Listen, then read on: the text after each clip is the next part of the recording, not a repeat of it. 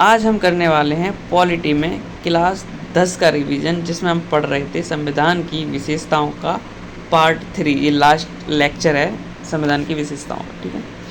तो इसमें हम क्या पढ़ चुके थे और क्या पढ़ने वाले हैं इसको देखते हैं, ठीक है। तो भाई साहब, हम पढ़ चुके थे कि जो भारत का संविधान है वो निर्मित है, लिखित है और विशाल संविधान है, और संघात्मक संविधान परंतु एकात्मकता की ओर झुकाव, ऐसा संविधान है हमारे भारत का। अनम्यता यानी कि कठोर और सुनम्यता का मिश्रण यानी कि लचीलेपन का मिश्रण है इंडिया का कॉन्स्टिट्यूशन। ये चीज़ें हम पढ़ चुके थे कि नहीं पढ़ चुके थे? यस सर, पढ़ चुके थे।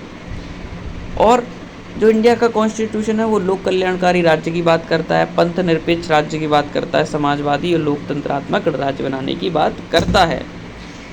अब हम एक बात जानते हैं कि भारत का संविधान कठोर संविधान क्यों है और लचीला संविधान क्यों है। तो कठोर संविधान इसलिए है क्योंकि ऐसा संविधान जिसमें संशोधन करना बहुत कठिन हो, कठिन प्रक्रिया हो, विशेष बहुमत यानी कि स्पेशल मेजॉरिटी की ज़रूरत हो, तो उसे हम कठोर संविधान कहते हैं। एग्जाम्पल में देख लो, राष्ट्रपति का निर्वाचन मंडल, इसके लिए तुम्हें स्पेशल मेजॉरिटी चाहिए, इसमें तुम छेड़खानी नहीं कर सकते। ऐसे ही राष्ट्रपति की निर्वाचन प्रक्रिया देख लो, ऐसे ही तुम 7वीं और 4थी अनुसूची देख लो, सुप्रीम कोर्ट से सशक्त विषय देख लो, संसक्त विषय, ये सब कठोर संविधान के अंतर्गत आते हैं। इसलिए भारत का संविधान कठोर संविधान भी है। लचीला क्यों है? क्योंकि ऐसा संविधान जिसमें संशोधन करना बहुत सरल होता है, सिंपल मेजॉरिटी चाहिए, साधारण बहुमत चाहिए, सरल प्रक्रिया चाहिए।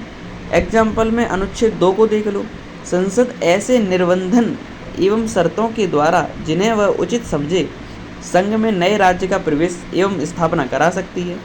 अनुच्छेद 3 कहता है कि संसद विधि द्वारा नए राज्यों का निर्माण कर सकती है, उनकी सीमा में परिवर्तन कर सकती है, उनके नाम में और क्षेत्र में परिवर्तन कर सकती है। तो भारत का संविधान इसलिए लचीला है क्योंकि ये सिंपल मेजॉरिटी वाले काम भी उसमें हो जाते हैं। क्लियर कि नहीं क्लियर?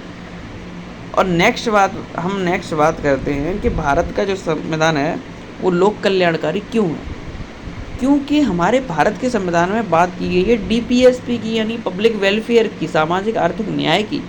जैसे कि article 39 A, B, C, D, E, F, इन सब में इसी की बात की गई है। आर्टिकल 39 D कहता है समान कार्य के लिए समान वेतन, यानी कि वेलफेयर की बात की गई है। टैक्स सिस्टम प्रगतिशील कराधान, कम कमा रहे हो कम भरोगे, ज़्यादा कमा रहे हो ज़्यादा भरोगे। सामुदायिक सेवाएं, सामाजिक सहायता कार्यक्रम। इसलिए भारत का संविधान लोक कल्याणकारी है क्योंकि वो पब्लिक वेलफेयर के बारे में सोचता है, समझे। वहीं बात करते हैं कि पंथ निरपेक्ष क्यों है भारत का संविधान पंथ निरपेक्ष। और भारत क्यों है पंथ निरपेक्ष? क्योंकि धार्मिक आधार पर राज्यों के प्रकार 3 तरीके से लोग बांट सकते हैं। पहला कि धार्मिक राज्य, दूसरा धर्म से प्रभावित राज्य, तीसरा धर्मनिरपेक्ष राज्य। धार्मिक राज्य का मतलब है जहाँ पूरी तरह से धार्मिक आधारों पर शासन संचालन होता हो, कोई बुक होती हो, उसी के रूल्स फॉलो किए जाते हो, वो तो धार्मिक राज्य हो गया। धर्म प्रभावित का मतलब जैसे पाकिस्तान, ईरान, जो मुस्लिम मतलब उससे धर्म से प्रभावित है।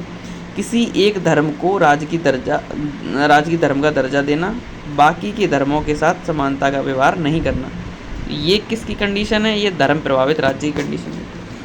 और जो धर्मनिरपेक्ष राज्य है जैसे कि इंडिया, जिस राज्य का कोई राज्य की धर्म नहीं होता, सभी धर्म के साथ समान व्यवहार होता है, तो वो है धर्मनिरपेक्ष। इसीलिए कहते हैं हम भारत के लोग पंथ निरपेक्ष और धर्म।